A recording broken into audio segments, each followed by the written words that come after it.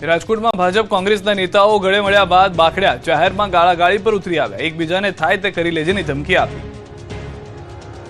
રાજકોટમાં સ્થાનિક સ્વરાજની ચૂંટણીના પ્રચારમાં ભારે ગરમાવો જોવા મળી રહ્યો છે। વોર્ડ નંબર 15માં ભાજપ અને કોંગ્રેસના કટ્ટર હરીફ ઉમેદવારો સામસામે આવી જતા ઉગ્ર બોલાચાલીના દ્રશ્યો સર્જાયા। નવાઈની વાત તો એ છે કે શરૂઆતમાં કોંગ્રેસના ઉમેદવાર વશરામ સાગઠિયા અને ભાજપના ઉમેદવાર નિલેશ શેરબા એકબીજાને ગળે મળ્યા, પરંતુ મિનિટોમાં જ વાતાવરણ તંગ બની ગયું અને બંને નેતાઓ તોછડી ભાષા પર ઉતરી આવ્યા, જાહેરમાં ગાળાગાળી કરી હતી। આ ઘટનાનો વિડીયો સોશિયલ મીડિયા પર વાયરલ થયો, જેમાં વશરામ સાગઠિયા થાય તે કરી લેજે તેવી ખુલ્લી ચેતવણી આપતા નજરે પડ્યા।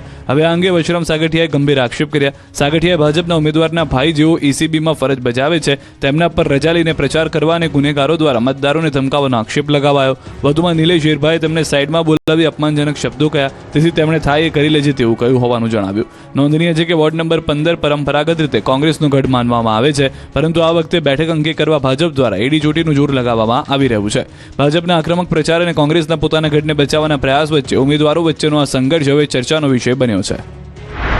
ગઈકાલે ઉમેદવારે પોતે મને જાહેરમાં મારું અપમાન કરવાથી મેં એની વિરુદ્ધ હવે પત્ર લખવાનો છું।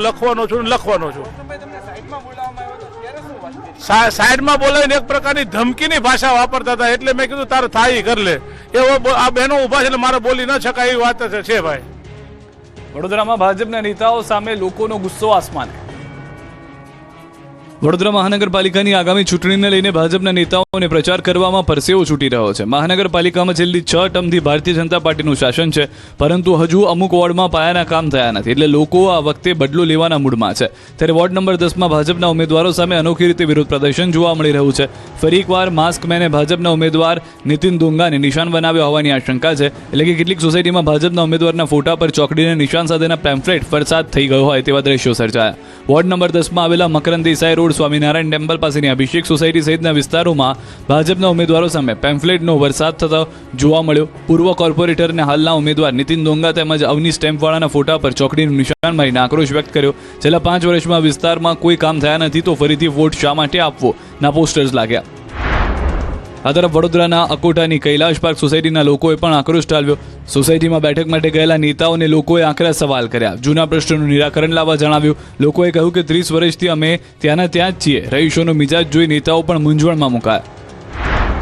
તો છોટાઉદેપુરના નસવાડીમાં ચૂંટણી પ્રચાર માટે પહોંચેલા ધારાસભ્ય અભયસિંહ તડવીને મતદારોએ લીધા આડે હાથ। ધારાસભ્ય અને મતદારો વચ્ચે ઉગ્ર બોલાચાલી થઈ। આયુષ્માન કાર્ડ કઢાવવા માટે પડતી મુશ્કેલીઓને લઈને મતદારે રજૂઆત કરતા ધારાસભ્ય ઉકળી ગયા અને મતદારોએ પણ વેતક સવાલો કરી નાખતા ઉગ્ર બોલાચાલી થઈ। રાજકોટમાં 2.5 લાખ રઘુવંશીઓનું ભાજપ સામે નોટાના શસ્ત્રનો ઉપયોગ કરશે, 6ની સામે માત્ર 3 ટિકિટ મળતા રહેશે। રાજકોટમાં સ્થાનિક સ્વરાજ્યની ચૂંટણીને હવે ગણતરીના દિવસો જ બાકી છે, ત્યારે રઘુવંશી સમાજ ટિકિટ ફાળવણીમાં થયેલા અન્યાય મુદ્દે ભાજપ સામે મેદાને પડ્યા છે। રઘુવંશી યુવા શક્તિ સંઘના નેજા હેઠળ સભા મળી હતી, જેમાં મોટી સંખ્યામાં રઘુવંશી સમાજના લોકો ઉમટી પડ્યા અને ડોક્ટર દર્શિતાબેન શાહ હાય જ્યાં રઘુવંશી ઉમેદવાર નથી ત્યાં અમારો વોટ નોટાને